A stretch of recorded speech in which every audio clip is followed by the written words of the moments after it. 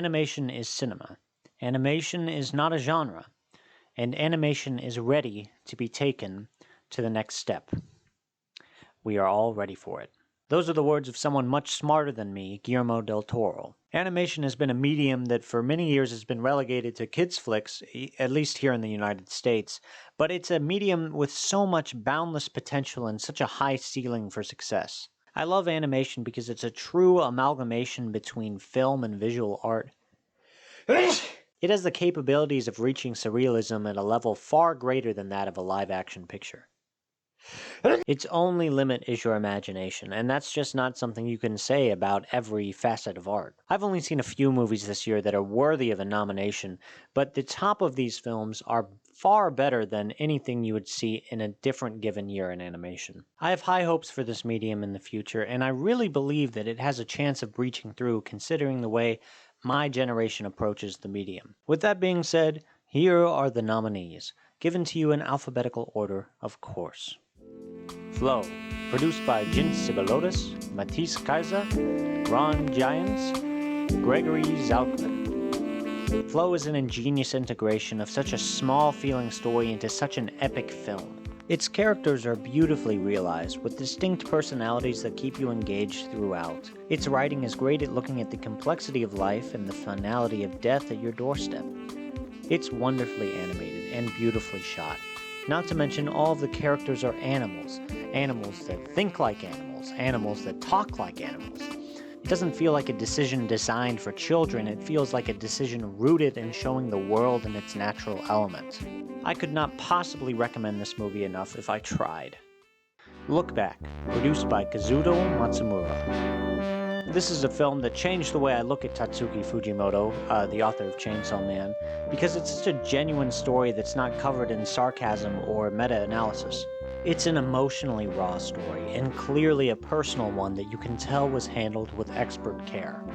The animation is breathtaking, taking advantage of pastel-like brightness and dreamy tones. What a lovely expression of love and obsession, of getting lost in your work and finding it difficult to get back out again. It's also a tight story, a quick hour, and I love that runtime. Piece by Piece, produced by a lot of people. Look, it's a Pharrell documentary made with Legos. How could I not nominate this thing?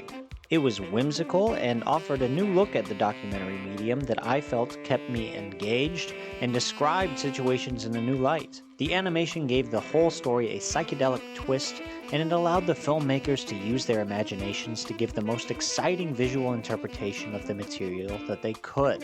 It might have had a slightly basic story structure, but because it was Lego, it must be nominated. The Wild Robot, produced by Dean DeBlois, Jeff Herman, and Heather Lanza. This is probably the best movie DreamWorks has ever released, or at least the greatest movie since How to Train Your Dragon was released in 2010.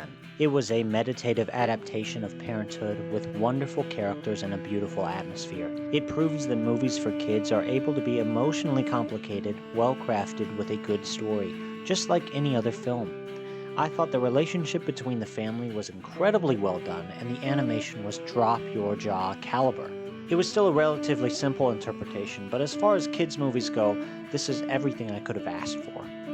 These four are an exciting bunch of movies, but the unfortunate reality is that there can only be one winner. I wouldn't say this year was filled to the brim with wonderful animation, but I would say at the very top, this is one of the most impressive years of recent memory. The winner this year is a truly great film, an epic story that pushes past the medium, and is one of the best stories I've ever seen in a theater. The winner is...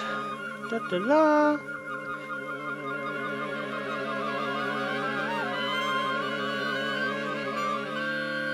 Flow. Flow's a movie that you'll be seeing a lot more as we break down different elements of film. It's a technical masterpiece and a great testament to the power of independent animation production. Through my review of Flow, I've had the pleasure of meeting and talking with a lot of people that are from Latvia, the original country in which this film is from. And what an exciting film to be the pride of a nation. I mean, this film is deserving of about every award that it gets. Special shout out to Look Back, though, as well. In so many other years, this would have been a lock. You just happened to run into a buzzsaw, and for that, I'm sorry. I'll give it the silver turtle. But that's going to do it for me. It's just a short little video today, a little quickie, pump and dump, as I like to say. So if you enjoy animation, if you enjoy looking at cool pictures, if you're a picture guy or gal, please think about watching more of these videos, because I'm a moving picture, is what people say. And so there's like so many pictures you can watch in a row. It's pretty fantastic. So, like and subscribe, do all the things you want to do. And that is it. Please watch Wallace and Gromit. I haven't seen it yet, but I'm a little disappointed I didn't get to watch it before I did this whole thing. So why don't you watch it for me? And so that'll be that. Write down what your favorite animated movie of the year was. Maybe it's Inside Out 2. Maybe it's another movie I'm forgetting. But do whatever is best for you. And so I'm going to do what's best for me and end this video. And so I will see you later.